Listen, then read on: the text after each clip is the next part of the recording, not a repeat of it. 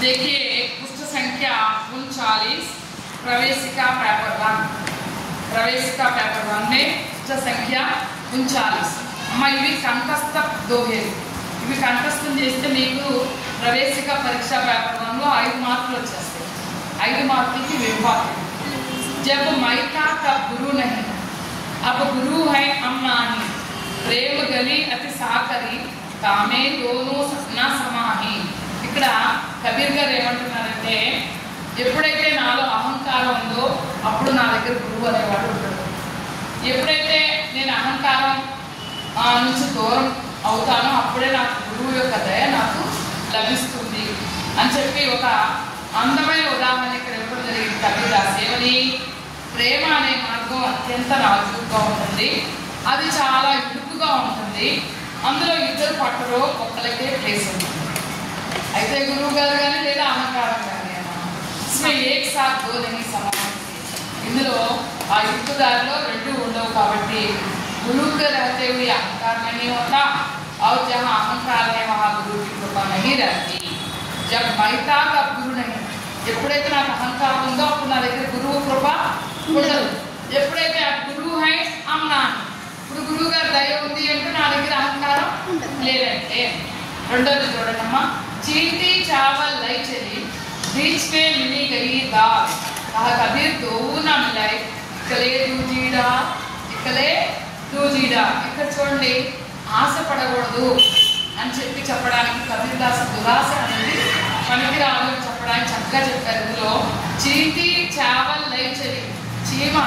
బియ్యం కింద పట్టుకుని వెళ్తూ ఉంది దాంట్లో పెద్ద పప్పు కింద కనపడింది అప్పుడు దాన్ని వదిలేసి అది పట్టుకున్నామని ప్రయత్నం చేస్తుంది అది దొరకదు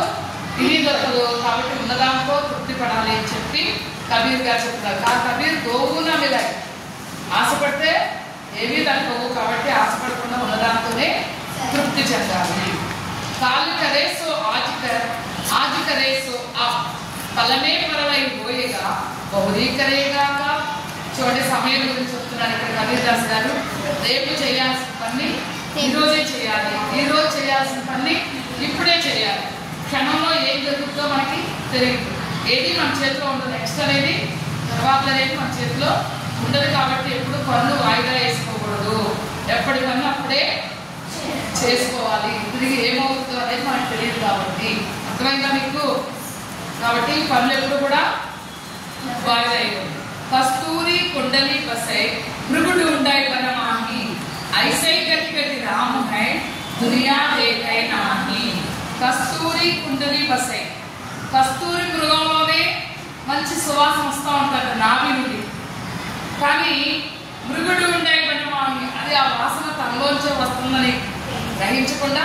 మొత్తం వనమంతా ఎదుగుతూ ఉంటుంది ఎక్కడి నుంచి వస్తుంది వాసన అలాగే ఐసై గతి రాము హై రాముడు అనేవాడు ప్రతి చోట ఉన్నాడు అంతే మానవ సేవే మాధవ సేవ అడుగున రాముడు ఉన్నాడు దునియా దేఖేనాడు కానీ ప్రపంచం చూడాల ఎక్కడో మసీదులో ఉన్నాడనో ఎక్కడో మందిరంలో ఉన్నాడనో ఎక్కడో చర్చిలో ఉన్నాడనో పరుగులు పెడుతున్నారు తప్ప పక్కన ఉన్న మనుషుల్లో దేవుడు ఉన్నాడు అనే సంగతి తెలుసుకోలేకపోతున్నారు అంతే మదర్ తెరిసా తెలుసుకుంది అంతే మదర్ తెరిసా ఏమిటి మానవ సేవే మానవ సేవ నెక్స్ట్ जो तोको कांटा बोए ताही बोई तू फूल तो ही फूल को फूल है वाको है त्रिशूल जो तोको कांटा बोए ఎవరైనా నీకు చెడు చేయాలి అనుకున్నాడు నీ దారిలో ముళ్ళేయాలి అనుకున్నాడు దాన్ని నువ్వేం చేయాలి దాని బదులుగా వాడికి మంచి చేయాలి వాడి మార్గంలో నువ్వు పూలే వేయాలి ముళ్ళేయకూడదు అప్పుడు ఏమవుతాయి ఆ పూలే వాడికి త్రిశూలాలాగా గుచ్చుకుంది అంటే అర్థమైందా మీకు మంచి చెడు చేసినా కానీ మనం ఏం చేయాలి వాళ్ళకి మంచి చేయాలి అప్పుడు వాళ్ళే తెలుసుకుంటారు అన్నమాట అర్థమైందా ఒకవేళ వాళ్ళ మార్గంలో మనం పూలు వేసాం వాడేమో మనకి ముళ్ళు వేసాడు మనం ఏం చేసాం వాడికి ముళ్ళు వేయాలి కదా తిరిగి కానీ మనం ఏం చేసాం పూలు వేసాం ఆ పూలే వాడికి ఎలా గుచ్చుకుంటాయి ముళ్ళులాగా గుచ్చుకుంటాయి అది జీవిత సత్యం కాబట్టి అందరితో మనం ప్రేమగా ఉండాలి అని చెప్పి కబీర్ చెప్పడం. अच्छा बच्चों धन्यवाद.